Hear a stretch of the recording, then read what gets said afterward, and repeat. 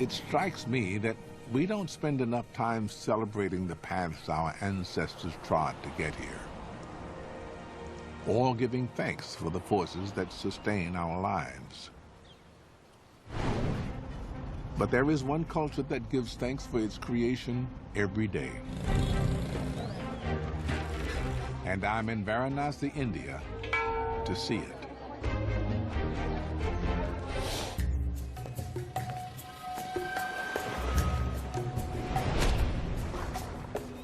India is home to 1 billion Hindus, the third largest faith in the world.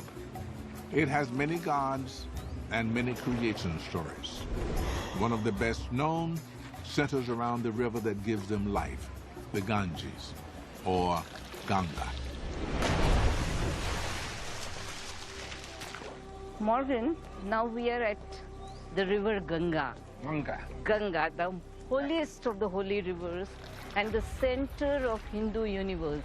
It only exists because it is the sacred, the pure, the holy from the heavens. It only exists because you believe. You believe it's yes. true.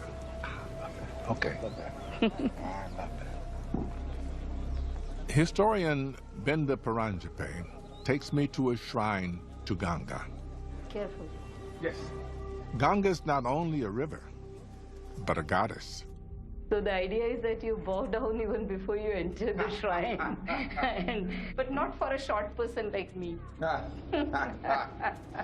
And then you come to a place where you see Mother Ganga. What's she holding in her upper left hand? She's holding a lotus. That is supposed to be a mark of purity. Right. Because lotus emerges out of mud, but it does not take any stains of mud. In the beginning, Hindus believed Ganga flowed in the heavens, but she was held captive by the creator god Brahma. Then Brahma decided to send the river Ganga down to earth. But there is one problem, that Ganga has got such mighty force, and if she comes on the earth will drown. So the god Shiva blocked Ganga's fall, gathering her waters in the locks of his hair. So Shiva just opened one lock of his hair and the Ganga flew. She's the mother because she gives birth to everything. This holy river came from the river in heaven that we call the Milky Way. They say that Milky Way actually is a reflection that you see in those waters which are still beyond. Scientists have dated the universe to about 14 billion years, best we can figure. Hindus have it at what? Hindus do not believe in one creation. They say that these are cycles of creation. Okay. And the primordial creation could be something like 8.6 billion years ago. Actually, this whole creation myth is very difficult to comprehend because we say that gods like Brahma has created the universe, but then they ask a question, who created Brahma? Right. And That's always a question. Then creation happened and then the gods happened. They say that the sages, when they were in their trance, they got that revelation that how the creation happened.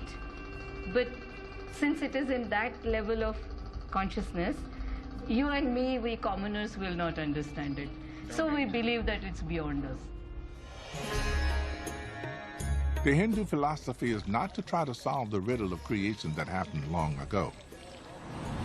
It's to give thanks every day for the forces that allow us to be here and continue to sustain us, including the river Ganges. You can come little closer. We are going to see the ritual, which they call it Aarti. Aarti. Yeah. It means showing the lamp to the god. The Aarti has taken place on the banks of the holy river every night for hundreds of years.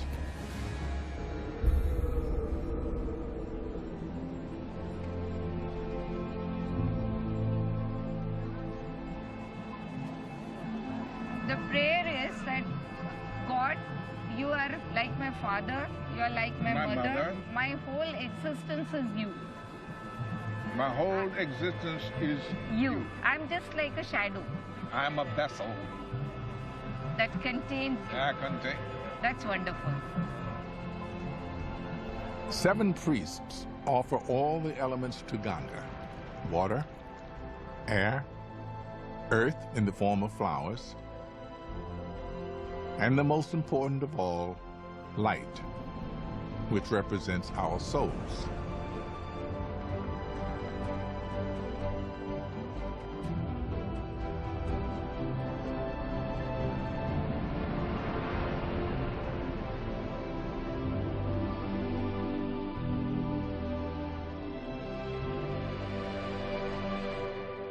As the ceremony closes, people gather at the water's edge to place the light of their own souls in a tiny vessel. This is our individual way of offering ourselves to the river, and a candle that takes our soul to the river. It's the light of my soul. My soul, and it says that you take it wherever you think is good for me.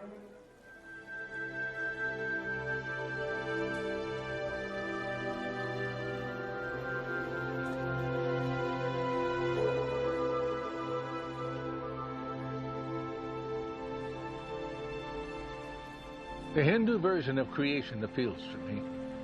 It says the gods weren't even around at the original creation. They have this great saying from the Rig Veda about the beginning. There was neither non-existence nor existence. It's saying the idea is beyond human definition, beyond human intellect. Just accept it. Where did we come from? A man and a woman banished from paradise who began to work the land. Hero twins planting the corn they need to start a civilization. A great river that gives life to an entire people. These ideas about where we came from are the oldest stories we have. They are shared words and distant memories that form the glue of our civilization. We don't all share the same creation story. We all come from different places. But all of us, whatever we believe, can share in one thing: the wonder and gratitude that we are here at all.